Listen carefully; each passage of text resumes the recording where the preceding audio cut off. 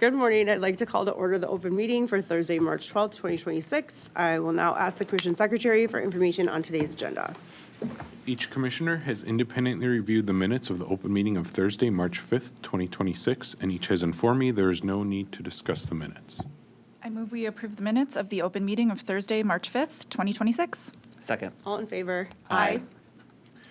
Each commissioner has independently reviewed the agenda, and each has informed me there is no need to discuss the notices associated with agenda items 2 through 6, or the draft order to reopen notice and request for comment in docket 955 WI 100 associated with agenda item 7.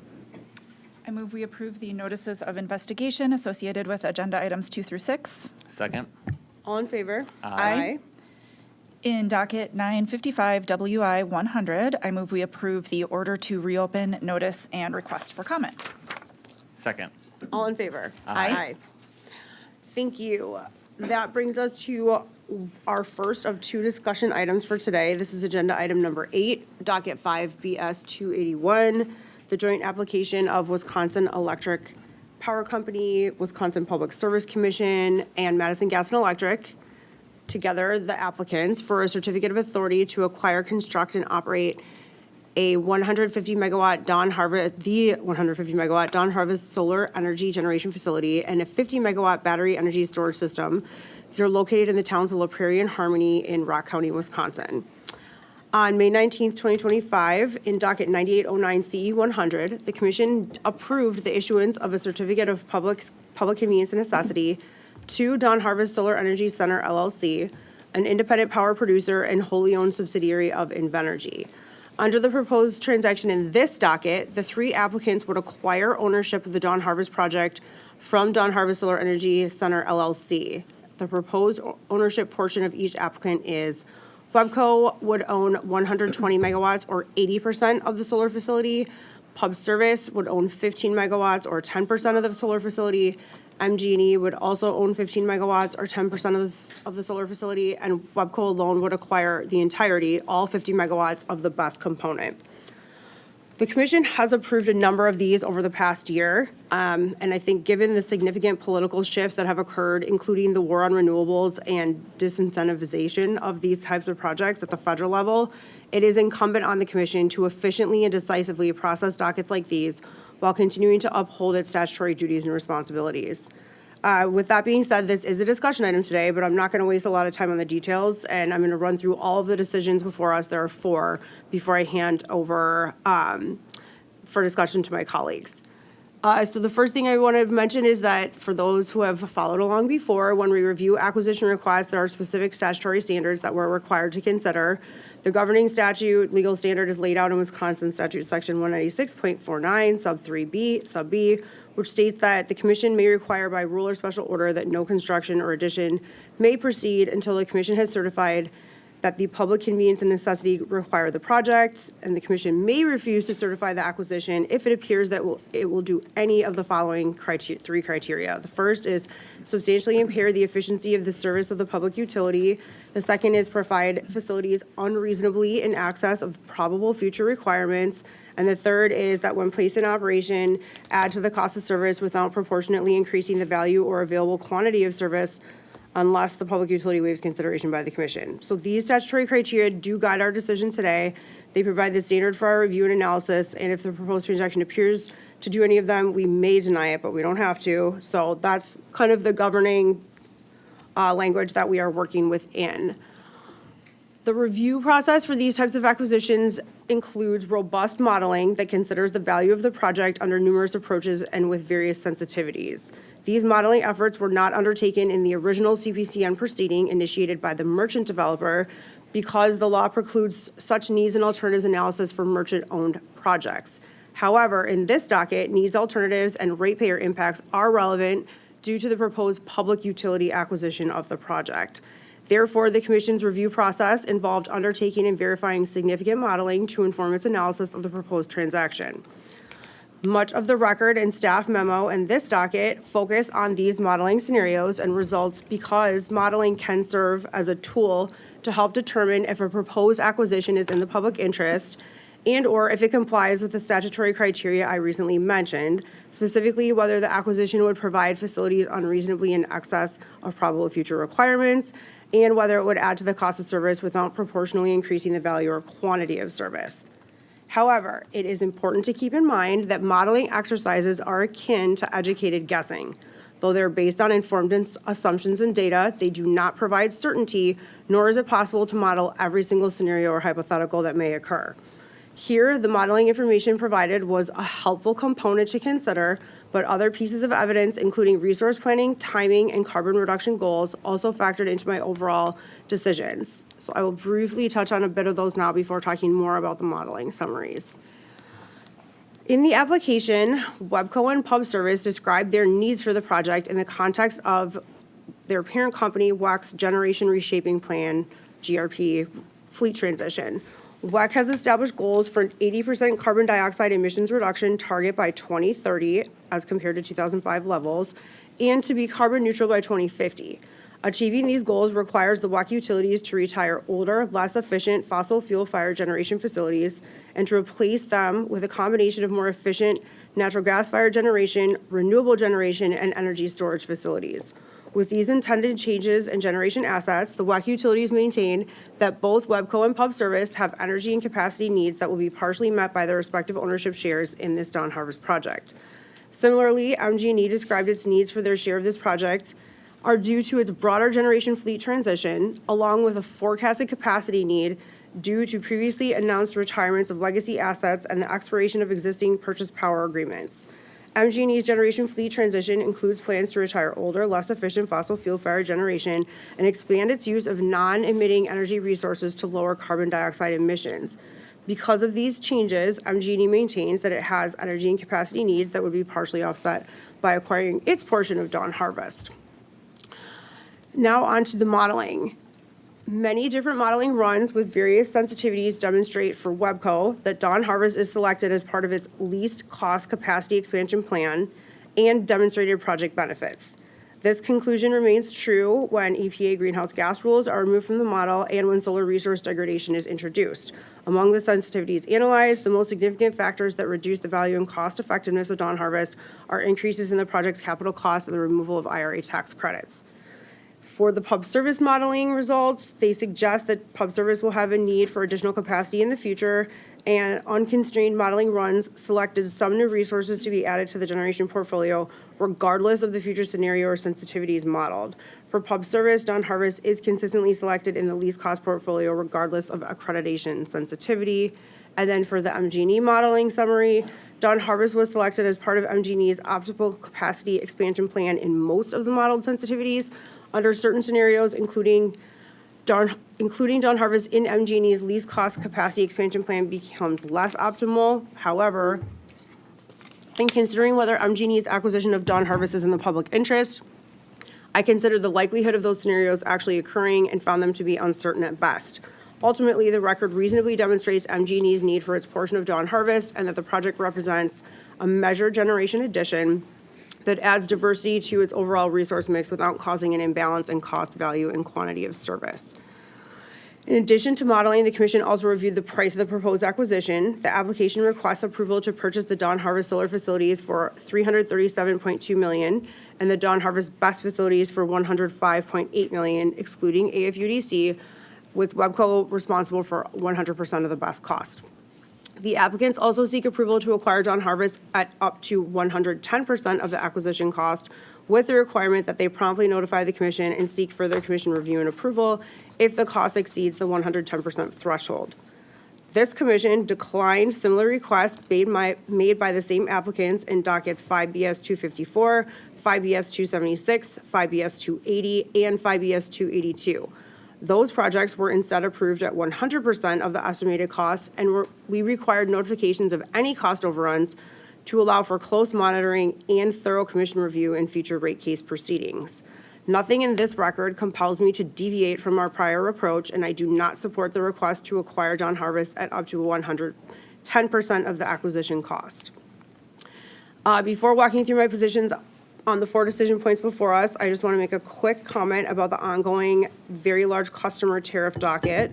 As noted in our commission memo, there is a relationship between Webco's request to acquire a portion of this project and their proposed and pending very large customer VLC and bespoke resource tariff application. However, that did not factor into my decision because the modeling for Dawn Harvest did not include potential VLC subscription commitments and instead was driven by analysis of needs and overall customer benefits. In short, Webco's need for these facilities exists regardless of potential VLC subscription commitments, so the need for the project stands on its own. As I noted earlier, the modeling is just one component of the record that aids our determination as to whether a project meets the legal criteria for approval under state statute and is in the public interest. The commission considers the entirety of the record and uses its expertise, experience, and discretion in its decision-making. Here, the record demonstrates each applicant undertook rigorous modeling that tested various scenarios in support of the request to purchase their respective ownership shares of the project. The modeling and other evidence provided in this record indicates that each of the applicants have a need for additional generation capacity depending on the timing of planned electric generation retirements and customer load growth. Based on that evidence, the acquisitions of the projects would not provide facilities unreasonably in excess of probable future requirements of the applicants. Further, the proposed acquisitions will not add to the cost of service without proportionally increasing the value or quantity of service. The modeling results here suggest that under many scenarios, the acquisition of the projects will be part of each applicant's least cost generation expansion plan when compared to alternatives modeled. And additionally, the acquisitions would also or otherwise provide customer benefits and align with the overall generation planning and carbon reduction goals of the applicant utilities. Based on the robust modeling results and subsequent sensitivity analyses, and in consideration of the entirety of evidence presented in the docket, I do support the acquisition of Dawn Harvest for each of the three applicants, which would put me at alternative 1 for decision items 1, 2, and 3. So decision item 1 is about Webco's proposed acquisition of Dawn Harvest. There I would be at alternative 1 to approve the acquisition of their portion of the solar facilities and of all of the bus facility for Wisconsin Public Service. I would also be alternative 1 to approve their proposed acquisition for their portion of the solar facilities. And then in decision item 3, I would alternative 1 approve MG&E's proposed acquisition of their portion of the solar facilities. Our fourth decision item relates to order conditions.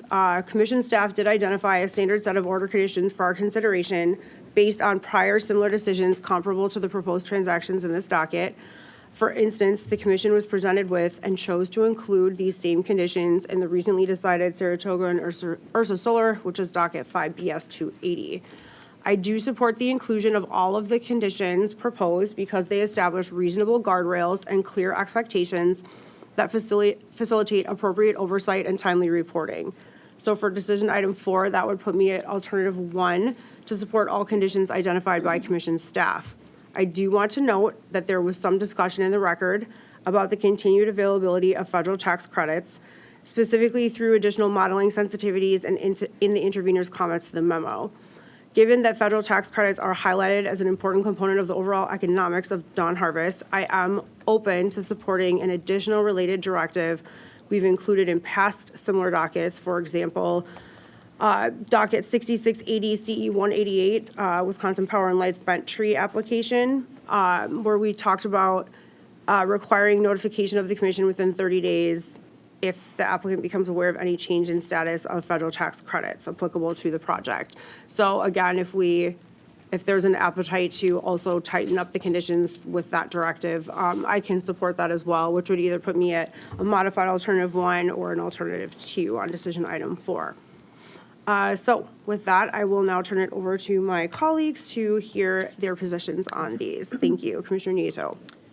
Thank you, Chairperson Strand. I appreciate your walkthrough of the requirements in this case, staff's work, the applicant's need. That was a helpful setup, and I'm largely in a similar position to yours. Again, as you said, in the vast majority of the future scenarios for all three utilities, this project, the solar, and for WEPCO, the BESS as well, came out as a good value proposition for customers, meeting probable future requirements and satisfying the CA criteria as part of the least cost portfolio for the applicants. So I was at alternative 1 for the 3 first alternatives on the proposed acquisition. And then looking at the order of conditions, similar to you, I agree wholeheartedly on the 110%. We've been consistent on that and for good reason. Agree on the VLC as well. And even if the project reference doesn't come to fruition, this is still needed. So I don't see a need to do any linkage there. I did also take note of the discussion in the memo on the tax credit scenarios and the comment we received there, and that's the piece that stood out to me and brought me to alternative 2 for our order condition alternatives here. And so essentially, as you said, we've had previous cases where we've had discussion of tax credits. We have ordered special conditions in those cases. We did get a comment, a relevant comment on this issue in this case. The value proposition for this project could change absent eligibility for the tax credits. The applicants state, this project will qualify unless some very unlikely, unforeseen circumstance happens. So I was at essentially a condition that would combine the reporting condition that we've used in previous cases, which I think was good and important, and I would just layer in essentially an additional sentence there based on the discussion in this record and the comments we received and looking ahead to timing. So I had that given the IRA tax credits are essential to the economics of the proposed project versus the alternatives, the Commission finds it reasonable to require the applicant to notify the Commission within 30 days of when it becomes aware of any change in status of the tax credits applicable to this project under the Inflation Reduction Act. In no event shall failure to realize the claim credits under the current federal tax code be considered unanticipated force majeure. And I would just note, I know we have an ongoing cost overrun docket discussing force majeure. The addition of this sentence doesn't change anything that we're discussing in that ongoing docket. It's more very specifically targeted to the timing we're in right now with these dockets and the case-specific considerations. And I would say as well, it's not intended to impact anything in contracts around defining force majeure. It's more force majeure for coming back to the Commission in a future rate proceeding in terms of like recoverability at the regulatory level. So that's where I was at for conditions. Thank you. Thank you very much. Commissioner Hawkins? Thanks. I'll go in reverse order and just talk about the conditions right now while that is the subject of discussion. I had a similar position as Commissioner Nieto there and appreciate the chair recognizing that we've done this before and that it might be appropriate here again. I had a bit of a different approach than what Commissioner Nieto was suggesting. My general concern for projects that are justified based on assumed inclusion of tax credits is the way that the Commission will monitor and provide a mechanism to protect consumers should those tax credits be overly optimistically planned for or not realized. And so I think that's what the force majeure language is getting at. And while tax credits are modeled as modifications to capital costs, and those are the ways we typically talk about cost overruns, and force majeure is a change to capital costs, that's not how a change in tax credits will actually come to the Commission. It'll be a totally different mechanism. And so to aid the Commission in getting information, I want to suggest that utilities need to submit in future rate proceeding applications enough detailed information about what tax credits they were expecting to receive for these projects, and then the realization of those tax credits. And so that level of detail needs to be sufficient for Commission staff to identify the amount of tax credits that were estimated and then the amounts that were realized so that there can be a comparison made. and we can look at that in the projected, the test years in a rate case proceeding. So basically, the way that would show up would be, a lack of tax credits sort of reducing the revenue requirement. So it would be an increase in the overall revenue requirement on the tax side of things. And we don't get that level of detail today to see that. So my concern is how we would see that in a rate case and actually track that. It wouldn't be like the capital costs where the utility would have to come back and say, you have yet not approved this higher capital cost. This would just flow through automatically in a rate case proceeding without the appropriate visibility to track that. Staff might not have the tools necessary to review the prudency of the lack of the tax credits. And so it's a totally different way of getting this into place. This is a long-winded way of saying, I think we can build off the condition that we had before, but I have a slightly different final sentence than what Commissioner Nieto suggested with the force majeure language. My proposed condition here is a modification to what was used in the Bentry case that the chair referenced, and is as follows.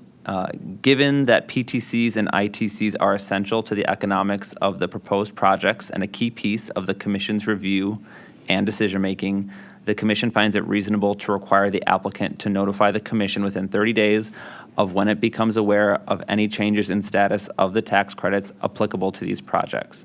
The determination of whether to include any revenue requirement impact associated with the change in status of the tax credits will be made in a future rate proceeding. So basically, it just contemplates that that revenue requirement impact will have to get discussed in a future rate proceeding. They'll have to notify us if there's any sort of change in the expectation. And then, I've stated here that I think it's important for staff to develop a way to track the expected tax credit impact versus what's realized in the rate proceedings. And so I don't have a condition about that, but I think it's something that is fully within staff's ability to do that. I also don't mention the IRA or other federal bills because I've just plainly lost track of where we're at and where the tax credits are from. So I sort of neutralized that part of the condition that Commissioner Nieto had in her language. So I'll pause there if we want to get any reaction maybe to that, or should I go through everything? Finish on your other three, and then we can discuss where we want to go on, again, synthesizing the three positions into one on what to do about federal tax credits. Okay.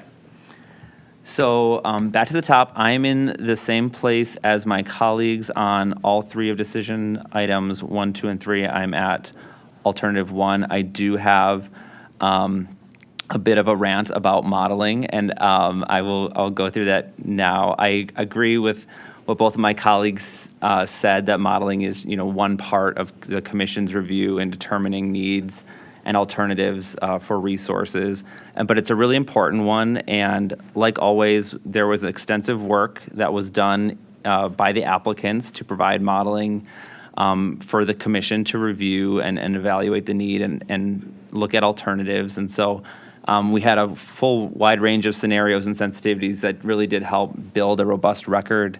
And that's why I'm at Alt 1 for the first three decisions. And I want to acknowledge that staff played a really big role in my ability to get to alternative 1 for those decisions. They really did improve the modeling that was provided on the part of the applicants. So, key pieces of our decision-making as outlined by the statute that the chair walked through are, how many resources are needed and what that requirement is, and then whether or not resources are cost efficient or beneficial to customers. And so modeling is really central to both of those decisions. And I have some concerns related to a few pieces of the modeling that the applicants brought forward that I just want to get out there because we know there's more applications coming before the Commission. The first is related to resource accreditation. I acknowledge that there's a lot of change going on in that space and that all applicants are working to develop new best practices in this area. And frankly, some are doing it better than others. And I fear that some have used the change and the changes related to accreditation and the uncertainty around it as an opportunity. And I'm particularly troubled by some of the language that was filed in the comments by WEC just last week or on the 2nd of March that claimed that each applicant's long-term need will only increase given changes to accreditation. This is simply not true. This statement represents a misunderstanding of accreditation changes, and it can only be true if you incorrectly model those accreditation changes. Full stop. I'm very thankful that staff was able to get a much improved accreditation analysis into the record for us to review. Without it, with just the original accreditation approach that the applicant provided, I would have a bunch of question marks and not really know where to go. So I'm really concerned that that was a statement made by the applicant just 10 days ago with the knowledge of the staff's questions on accreditation having already occurred and been robustly discussed, and the applicant did a great job of providing updated modeling to be responsive to that. And we also have multiple years of better information from MISO on that, and yet we're still getting statements that are that incorrect. On wind modeling, the models continue to select a lot of wind and also just be constrained as to which wind is available to the models. The wind that's available in the modeling focuses only on LRZ2. That is just a choice that the applicants make. It does not align with the benefit analysis that the commission sees in our transmission cases. It's just a decision that the applicants make in their resource applications and is disconnected from what we see in other cases. And my final gripe on modeling is related to solar. Staff did a great job of identifying the changed approach by the applicants related to solar degradation. I fear that those assumptions were changed because this is a solar application and are used differently in natural gas applications. So that's something that's concerning. I read the back and forth as to why the change was made to the modeling, and I'm really happy it was caught and we got to see both sides of the impacts of that change. But I really hope that the best modeling we can get to help inform our decisions are what's being pursued and not just changes to make the arguments easier. I think we can handle some difficult arguments. So that said, there were some really thoughtful decisions in the modeling, many useful sensitivities. The applicant, for example, elected not to model any additional requirements related to the reliability-based demand curve, and I thought that was entirely appropriate. But that's like stating that you're choosing not to lower the basketball hoop before you shoot your shot. The refs are watching. You can't just lower the basketball hoop. And so while it was stated as something that was like a decision, I think it was an obvious decision. So I was happy to see that in the modeling, and I completely agree with it. And just in closing on the modeling, I agree it's just one piece of the overall picture, and there are many other factors that the commission can consider when reviewing the need for an economics of a resource. And I thought the applicants did a good job of explaining some of those other factors, and I would encourage them to believe in the commission's ability to properly evaluate and weigh those other factors, because I think there's clearly a lot of attention on the modeling, but there's also a lot of other bigger variables at play that the commission and staff are able to sift through as well. Lastly, on the needs analysis provided by the applicant, there's a brief section on PPAs, and the applicants has a robust discussion that stated that they received no PPAs, so they have no information available. I would assume that is because no PPAs were asked for. And so while many of the benefits of ownership are discussed in the application, there is almost no acknowledgement of the risks.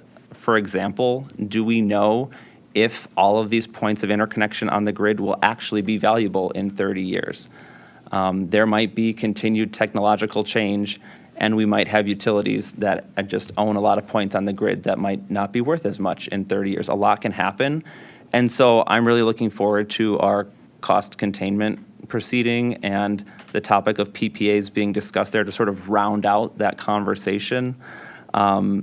Because unless RFPs are issued to get actual insight into PPAs, we don't have any sort of information on the possible benefits that Wisconsin customers might receive from that approach, or have an understanding of the risks that could be mitigated from pursuing them. So I hope that that proceeding will be helpful in rounding out that discussion. That is the end of my modeling rant, and we can return to the fun topic of conditions if that's appropriate now. Thank you for your modeling rant. I agree, and I think that further justification or reasoning for why it's important that we are looking at other things as well, and it's not just the model, which you said as in your rant as well, so thank you for that.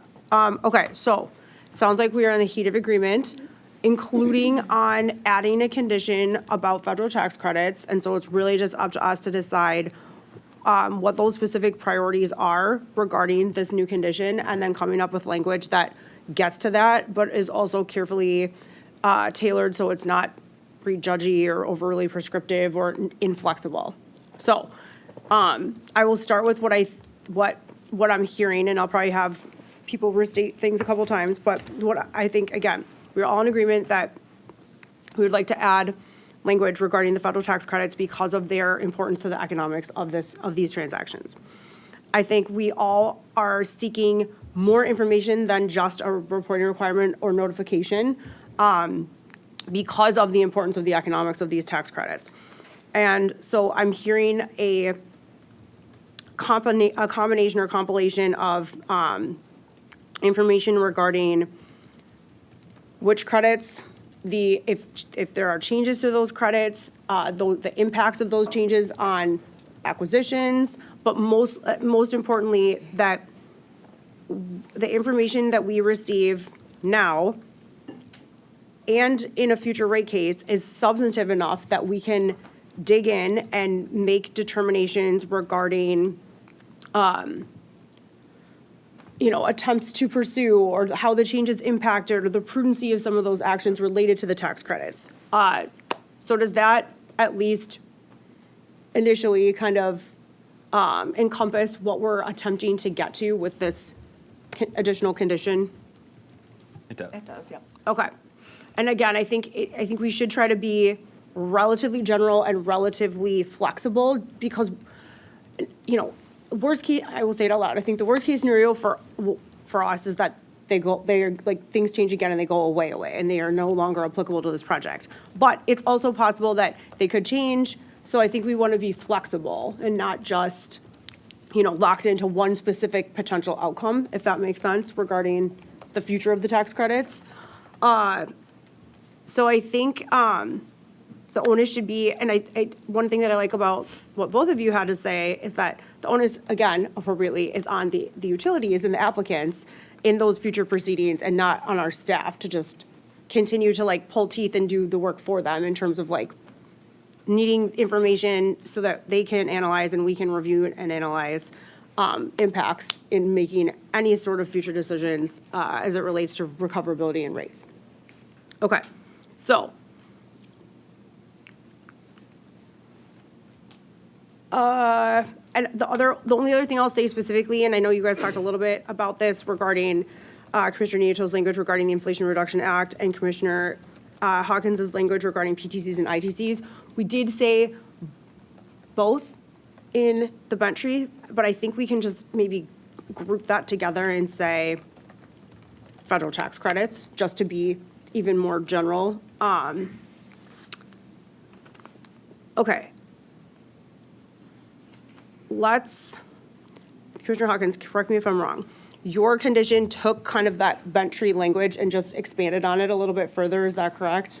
That's correct. It added a sentence on the end and pluralized projects because we have, Because we have multiple. Yes. Look at you. Okay, good catch. Thank you. And then Commissioner Nieto, again, I don't want to belabor the cost overrun investigation or the force majeure point, but I also don't want to put words into your mouth. Do you feel that what we are all seeking together is closely enough related to kind of your position on the force majeure issue going forward that it helps kind of get us to a place where that we would be notified and receiving substantive information so that if and when those decisions come before us in a future proceeding, that we would be able to differentiate between appropriate commission review of force majeure versus what may be sought or claimed in a future proceeding?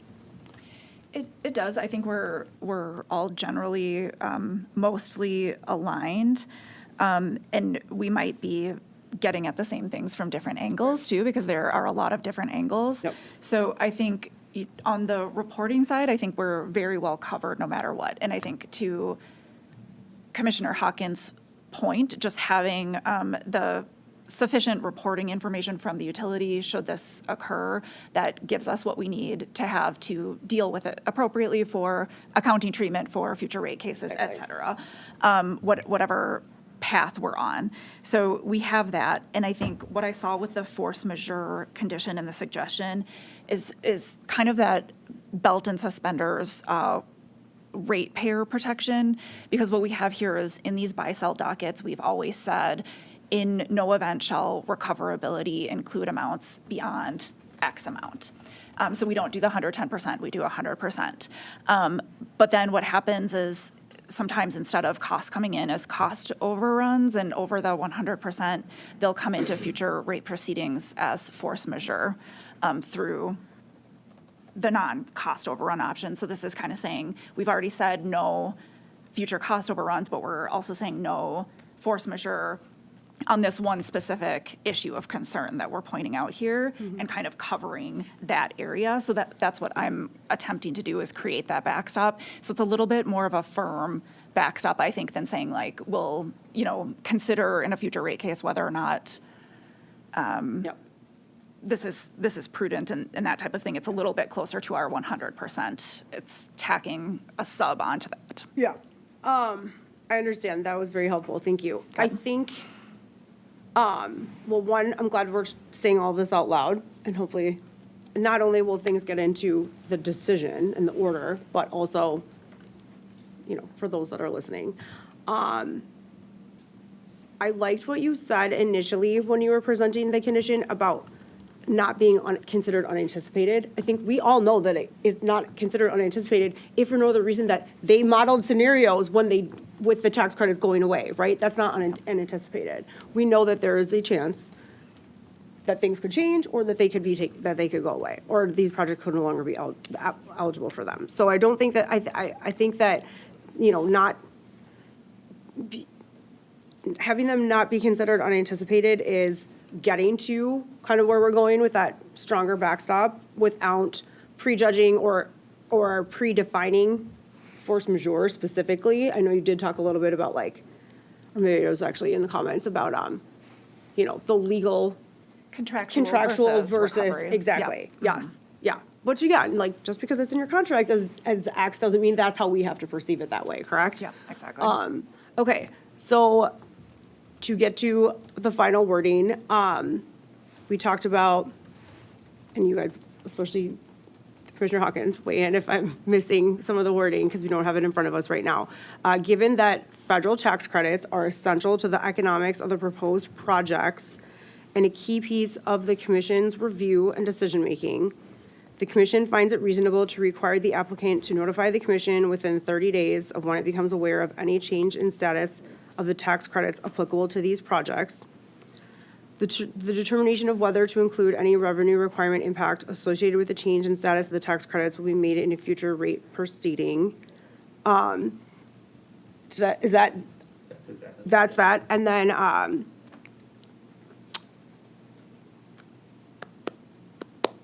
do we want to add something about that? The failure to realize the claimed credits under the current federal, or failure to realize federal tax credits should not be, cannot be considered unanticipated or something like that, to just give it a tiny bit more of a strength in the backstop. Again, I think I'm comfortable that we're getting to a place where, like, we are going to have the information we need to actually decide what we need to decide in the proceeding where that would take place, in the vehicle for those decisions to be made. But I think I understand what Commissioner Nieto is seeking in terms of this is the belt, right? Here are the suspenders, here's the belt. So we could end it potentially with, at this point, failure to realize federal tax credits cannot be considered unanticipated.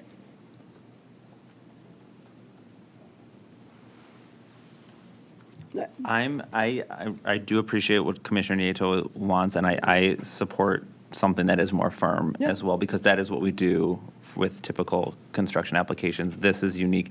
So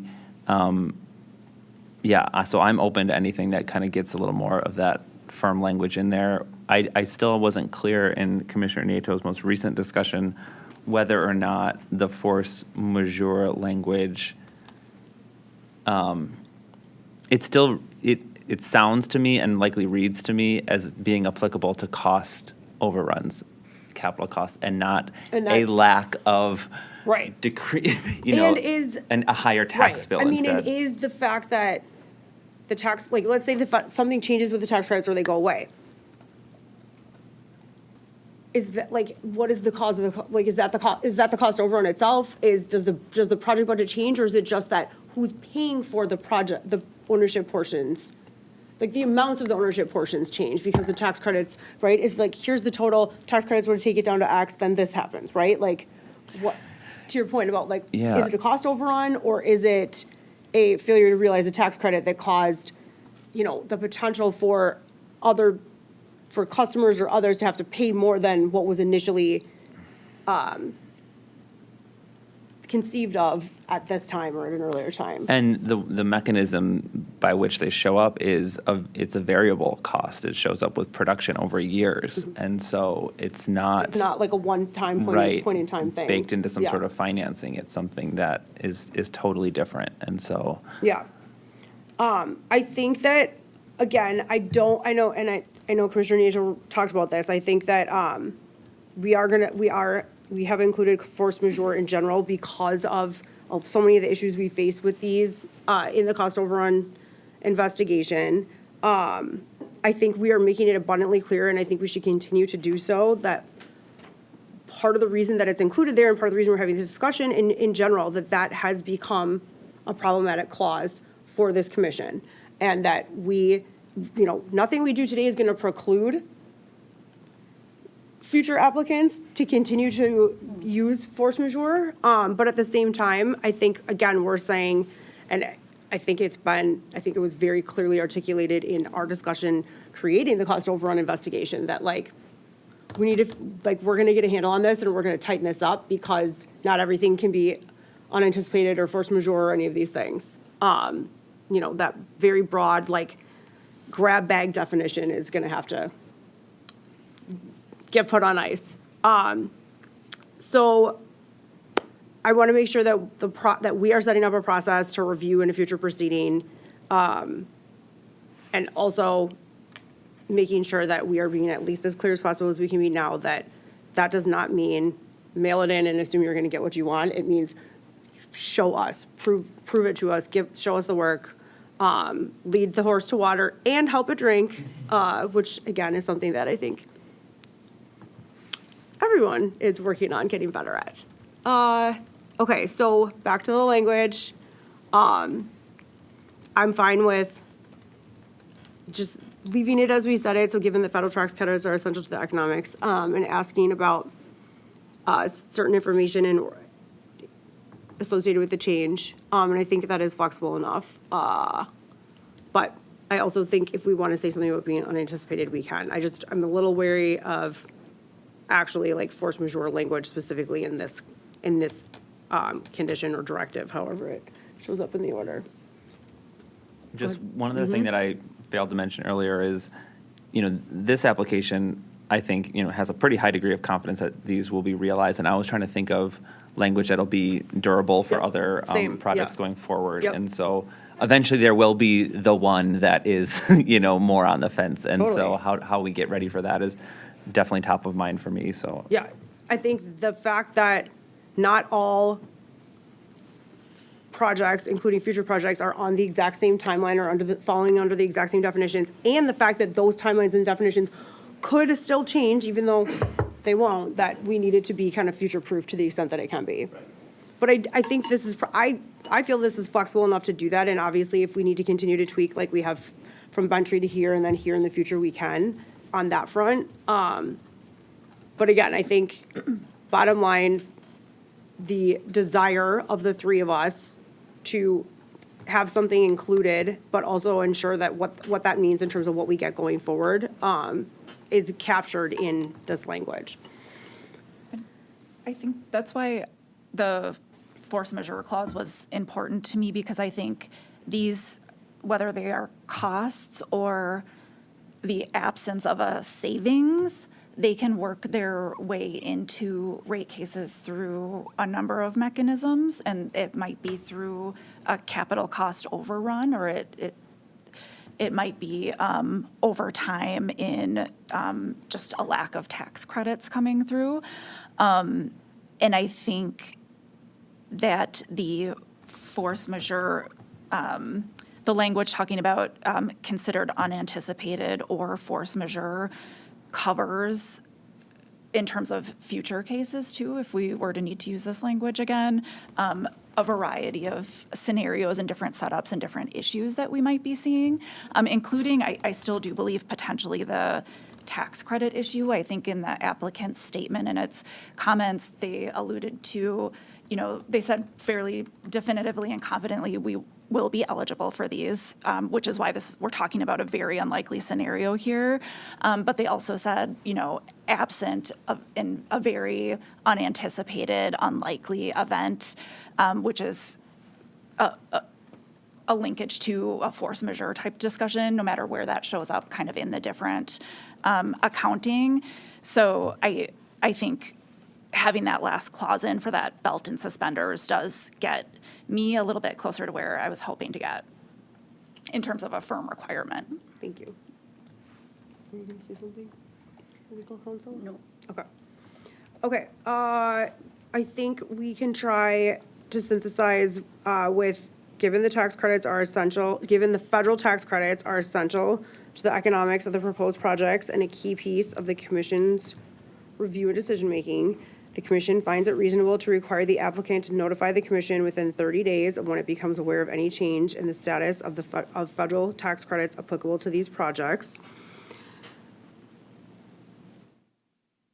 The failure to realize the claimed credits under the current failure to realize claimed credits should not be considered unanticipated, and the determination of whether to include any revenue requirement impact associated with the change in status of the tax credits will be made in a future rate proceeding. I like that. Does that go far enough for you? Yeah, I can join on that. Okay. Do you need me to restate it? Nope, I Okay. got it. Okay, thank you, guys. I think we're ready for a motion.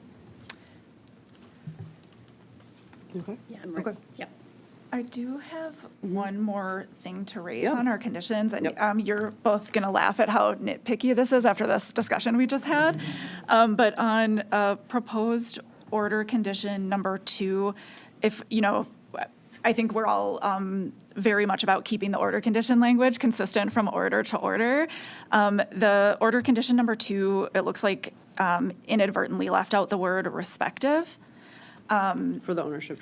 For the ownership, and so it should read, shall submit to the commission the effective date of the acquisition and their respective proposed accounting entries, Yep. and that would match the order condition we used in the previous joint acquisitions. Yeah, I think that's a good catch. I saw a couple references where I wanted, we've had joint ownership before, but wanting to make sure that that aspect of this carries through into the various conditions, I think is important. So I'm fine with that. I think that for just like clarity purposes, then we're probably kind of at an alternative 2, which is all the conditions plus the condition that we talked about, and then the modified alternative two to add the word respective. Yep. If that's just kind of cleaner, not that that's actually what needs to be captured, but I think that probably makes sense. Okay, so we're comfortable in terms of order conditions with adding all of the order conditions in the memo, modifying order condition two to add the word respective, and then adding the condition that we all just talked through regarding tax credits. Okay, Good here. thank you. Great. In docket 5BS 281, I move we approve the acquisition of Dawn Harvest consistent with our discussion. Second. All in favor? Aye. Thank you.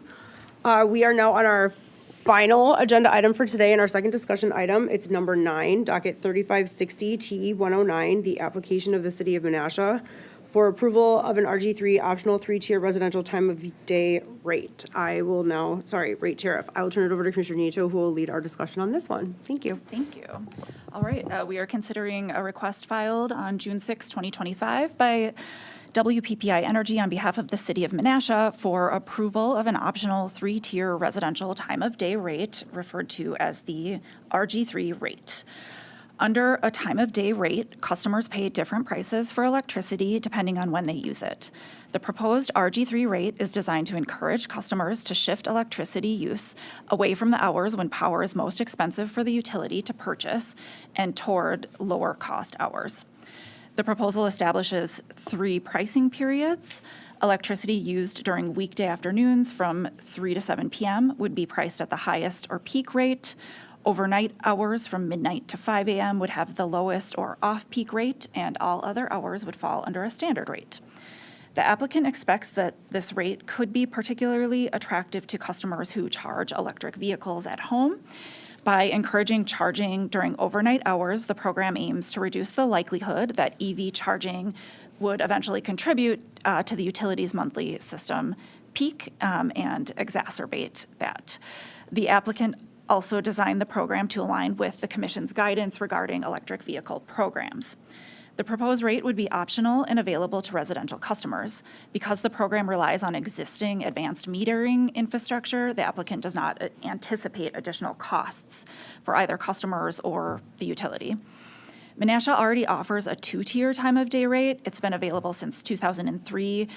Participation on that rate has been very limited, with about 40 customers enrolled out of more than 8,600 residential customers.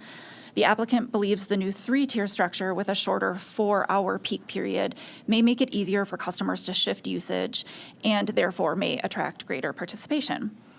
The Commission has approved similar optional residential time of day rates for several other municipal utilities in recent years. So this is the 5th such similar tariff filing for a WPPI municipal utility.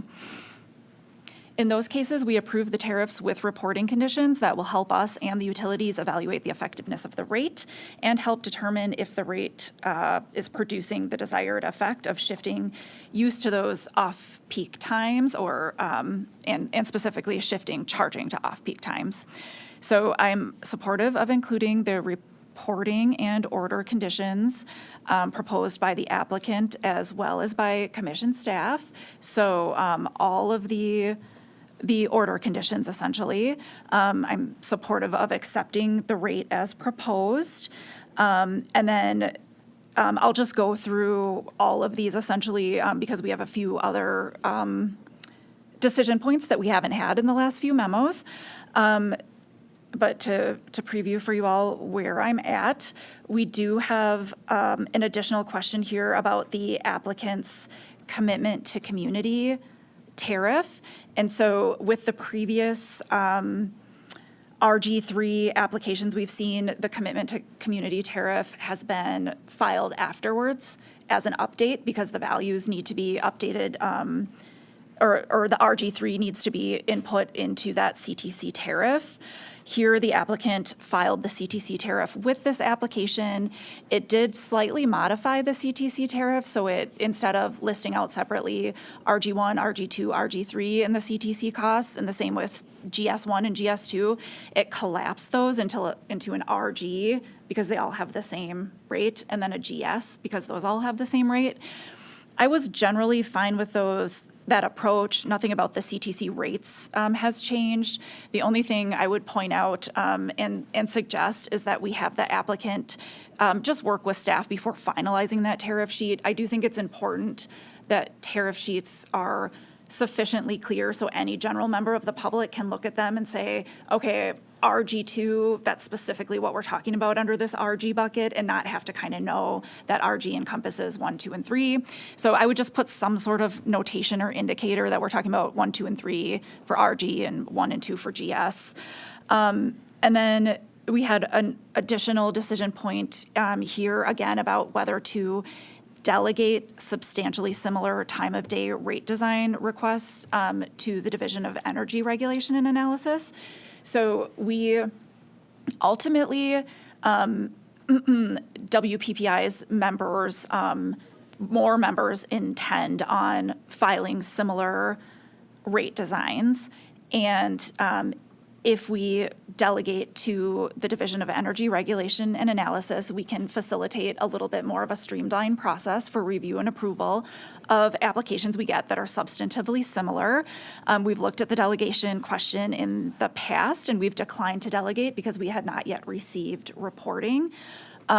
We've now received reporting. I reviewed that reporting. I did note how the reporting is showing the shifting of usage into off-peak and away from on-peak and even away from standard, particularly for EV owners and for all customers on the RG3 rate. The other note I made when looking at the reporting is we had, in one of our previous discussions, added a couple reporting items onto what staff had suggested, and timing-wise, we're just starting to get the results of those additional reporting items. I'm overall fine with delegating. I was fine with the reporting received. I think it met what I was looking to verify, and I really do think, as I'm continuing to think about these RG3s, I think part of the overall big benefit of these is as additional EV users come onto the system, it's that avoided cost of the EV users having no incentive really to charge off peak. So kind of staving off some of that additional on peak or that worsening load factor in the future and really taking advantage of having additional EV users on the system. I think we're being shown that these rates can do that. So I'm comfortable and I'm comfortable delegating. So I was at approval, all of the conditions, slightly modify the CTC, and delegate. Chairperson Strand? Thank you. I was in a really similar spot. I was at approval. I like your slight modification to the CTC because I think it just adds clarity and transparency for the customers, which is never a bad thing.